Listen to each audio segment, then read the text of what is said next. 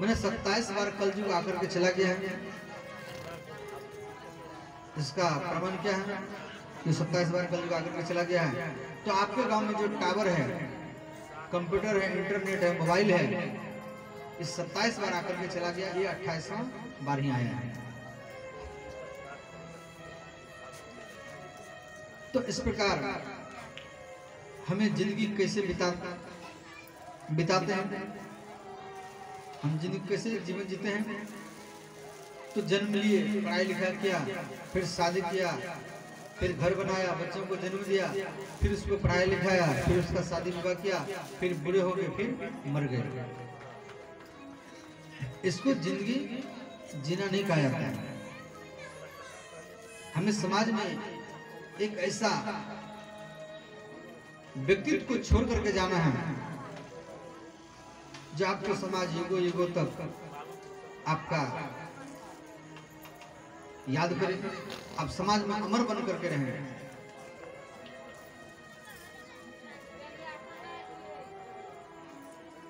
तो इस प्रकार अगर भगवान को आपको जानना है तो भगवान को आप तभी जान सकते हैं यदि आपके अंदर में पूर्ण विश्वास, संत सेवा, साधु सेवा, गुरु सेवा, माता पिता का सेवा जब होगा तभी आप भगवान को जान सकते हैं।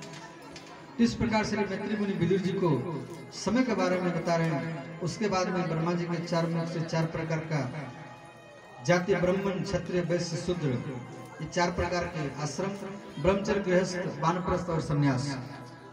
देखो कोई भी काम करो तो ये 4 व्यक्तियों का आवश्यकता पड़ता है, ब्राह्मण, क्षत्रिय, वैश्य और शूद्र। और जब तक ये 4 व्यक्ति नहीं होंगे तब तक कोई काम हो नहीं सकता है, चाहे समाज का हो, चाहे अपना घर में परिवार में हो।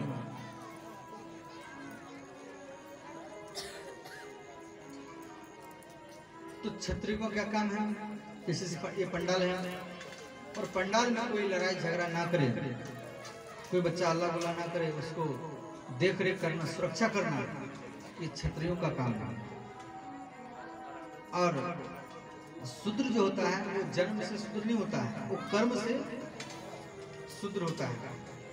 समाज में जो जैसा काम करता है उसको ऐसा हम लोग बोलते हैं। तो पंडाल में दरी बिछाना, झाड़ू लगाना, जैसे सफाई कर्मी, तो उसको शूद्र कहा गया। और वैश्य जो मैंने इस कथा में व्यवस्था, चावल का व्यवस्था करना, दाल का व्यवस्था करना, डीजल का, भोजन का सारा व्यवस्था करना, ये वैश्यों का काम है। तो जिसे आपके गांव में डीलर साहब वो चावल देते हैं, तेल देते हैं, चीनी देते हैं, तो वैश्यों का काम है। और सारा व्यवस्था हो गया बोलते हैं तो उसको ब्राह्मण कहा जाता है। तो इस प्रकार ब्रह्मा जी के 4 मुखों से 4 प्रकार के आश्रम, ब्रह्मचर्य, गृहस्थ, वानप्रस्थ और संन्यास, ये 4 आश्रम में सबसे उत्तम माना जाता है गृहस्थ आश्रम। और ये गृहस्थ आश्रम ही ये 4 आश्रम को चलाते हैं, चाहे ब्रह्मचर्य हो, चाहे गृहस्थ हो, चाहे वानप्रस्थ हो, चाहे सन्यासी हो। और ये गृहस्थ है ना किसान लोग, तो किसान लोग के घर में साधु लोग भिक्षा करने के लिए आते हैं, तो उसको चावल हो, गेहूं हो, मकई हो देते हैं भिक्षा में। तो गृहस्थ आश्रम सबसे उत्तम कोटि का माना गया। और भगवान राम ने भिक्षा किए हैं, भगवान श्री कृष्ण ने भिक्षा किए हैं, भगवान शिव जी भी भिक्षा किए हैं। और ये जो कथा चल रहा है ये भिक्षा पद्धति से ही कथा चल रहा है। हम लोग डेली भिक्षा करने के लिए जाते हैं, भिक्षा में जो भी चावल हो, गेहूं हो, मकई हो, रुपया हो, आटा हो, सब्जी हो, उसी से ये कथा चल रहा है। ये नहीं कोई रुपया दे दिया कथा चल रहा है, ऐसा बात नहीं है। डेली भिक्षा करना, हरे नाम संकीर्तन करना और डेली भागवत करना, ये भिक्षा पद्धति से कथा चल रही है। तो इस प्रकार तो ब्रह्मा जी का शरीर 2 भाग तो ब्रह्मांड का प्रथम स्त्री है शत्रुपा, और इससे पहले कोई स्त्री नहीं थी, और शत्रुपा से पहले ब्रह्मांड में कोई स्त्री नहीं थी। तो शत्रुपा का अर्थ है पति प्रियार्थे सतम रूपम धारयति सह शत्रुपा। स्त्री 100 प्रकार के आभूषण पहन सकती है, और स्त्री का जो आभूषण है उनके पति का होता है, और पति मरने के बाद में स्त्री आभूषण पहन नहीं सकती है, उसको विधवा कहा जाता है। जिसका पति ना हो, मर गया हो, उसको विधवा स्त्री कहा जाता है, और वो 100 प्रकार का आभूषण पहन नहीं सकती है। तो इस प्रकार तो ब्रह्मा जी मनु को बोले, बेटा आप दोनों मिलकर के सृष्टि करो। तो यहीं से मैथुन सृष्टि शुरू हुआ। तो मनु महाराज बोले, पिताजी हम जो सृष्टि करेंगे तो ये सृष्टि रहेंगे कहाँ? जैसे ये पृथ्वी है, तो पहले ये पृथ्वी नहीं था, ये पृथ्वी जल में डूबा हुआ था।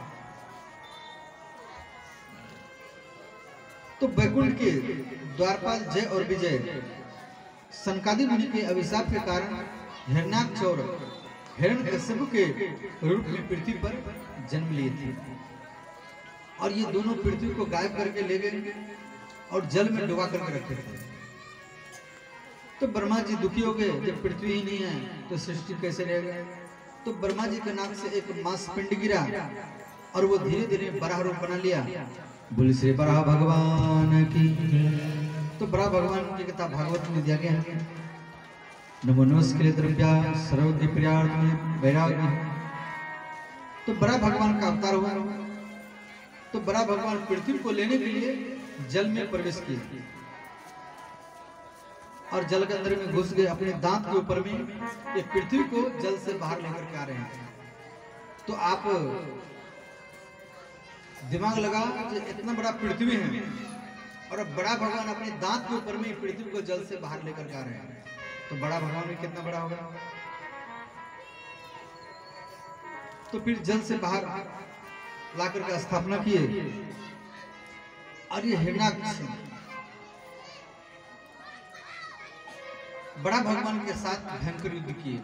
हाथ से हाथ, छाते से छाते, घुटना से घुटना, पंजा से पंजा। अंतिम में बड़ा भगवान